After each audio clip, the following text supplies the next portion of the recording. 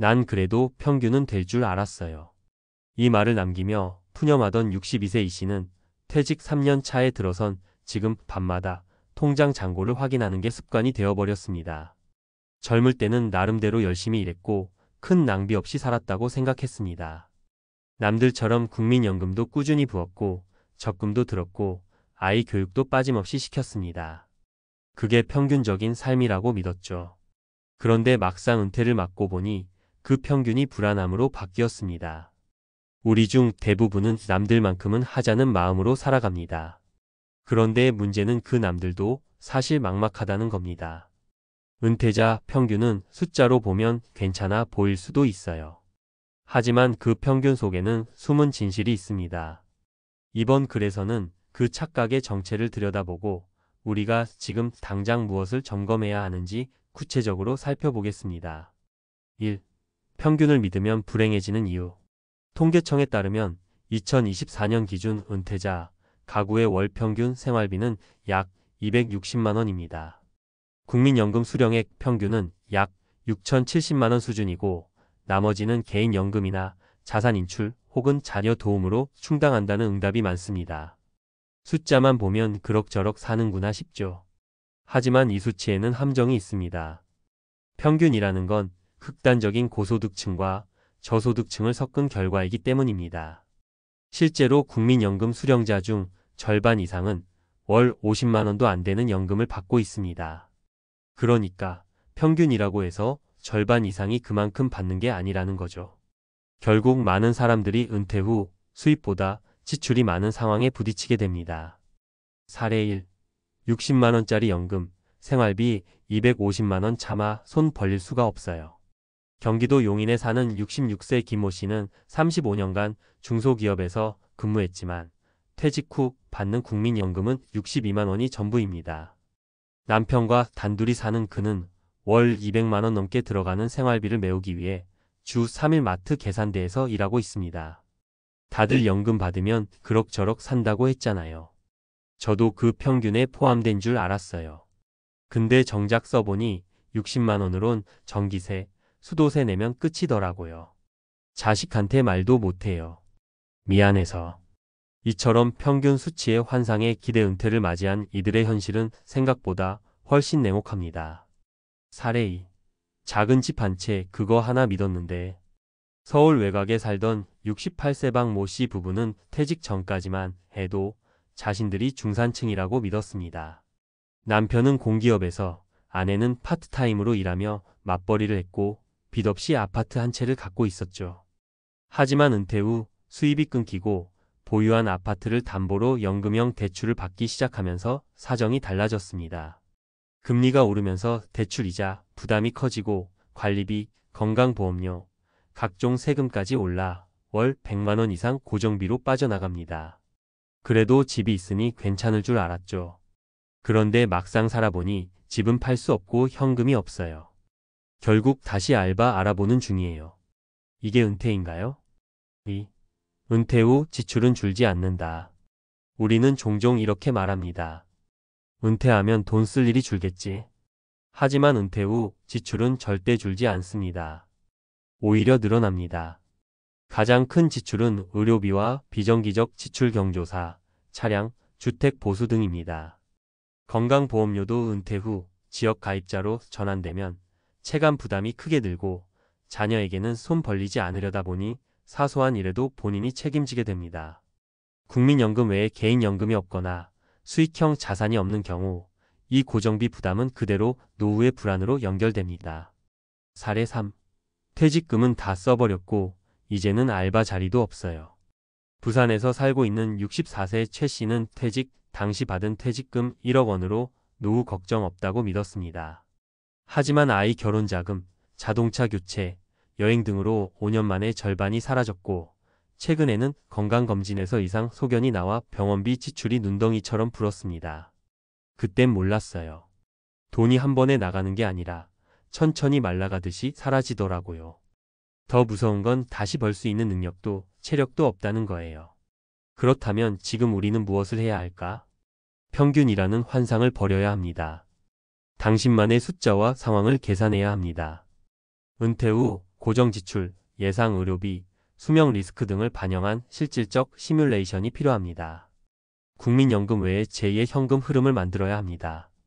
배당주, 임대 수익, 개인연금, 디지털 노동 등 은퇴 후에도 지속 가능한 소득원을 준비해야 불안을 줄일 수 있습니다. 소비 패턴을 미리 줄이고 적응하는 훈련이 필요합니다. 은퇴하고 갑자기 지출을 줄이기는 어렵습니다. 미리 노후 예산 훈련을 해보는 것이 현실적인 대비입니다. 마무리하며 은퇴자 평균은 숫자로 보면 괜찮아 보일지 몰라도 당신이 그 평균 속에 있다고 해서 안심할 수 있는 건 아닙니다. 진짜 위험은 나도 남들만큼은 하겠지라는 생각입니다.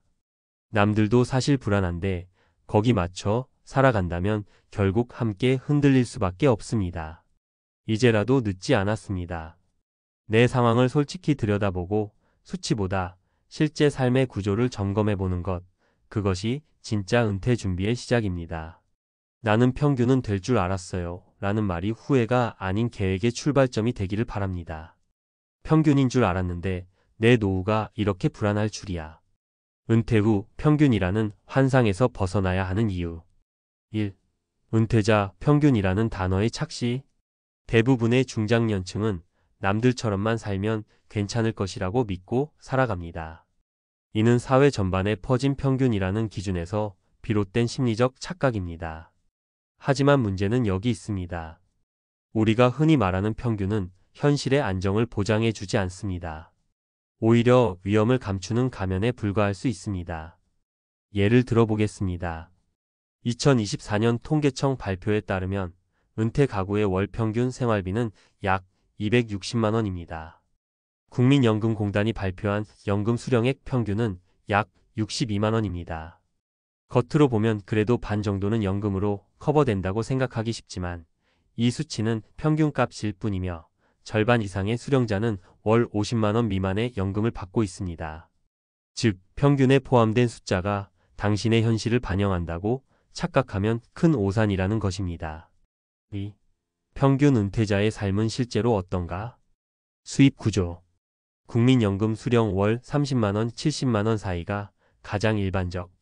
개인연금 보유율 50대 이상 인구의 약 28%만이 실질적인 개인연금 수령 중. 임대 수익 등 기타 소득원 보유자 비율 전체의 20% 미만. 지출 구조.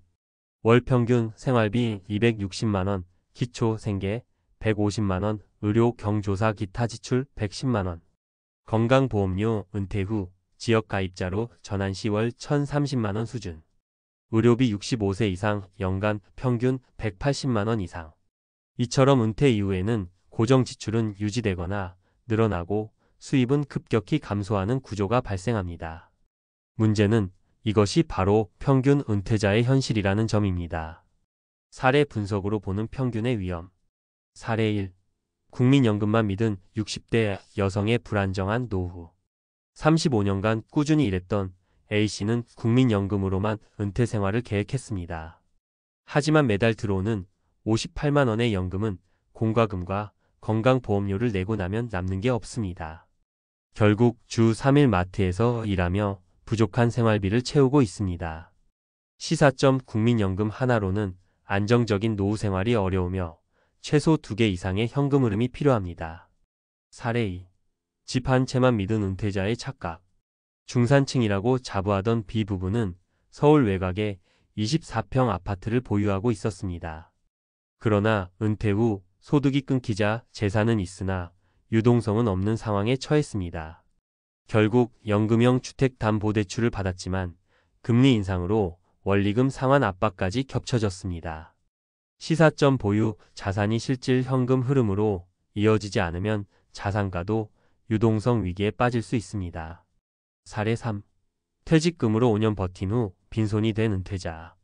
C씨는 퇴직금 1억 원을 은퇴생활비로 활용했지만 자녀 결혼 비용, 차량 유지비, 여행 경비 등으로 인해 5년 만에 거의 소진했습니다.